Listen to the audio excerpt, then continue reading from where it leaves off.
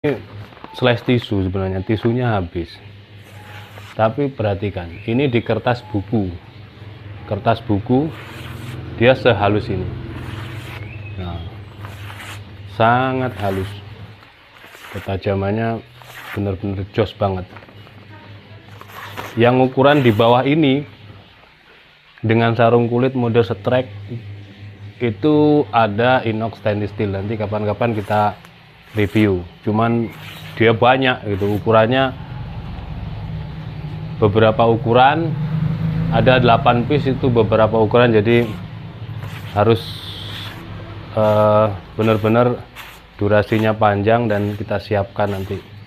Ini satu ini lebih enak kita reviewnya sendirian, bisa maksimal. Oke, seperti ini ya, cakep banget ini. Adapun satin, serat baja ataupun mirror seperti kaca itu selera, kembali ke selera. Nah, termasuk juga bohler N695 ini sudah kategori anti karat gitu. Kalau orang mengklaimnya anti karat itu ya saya setuju.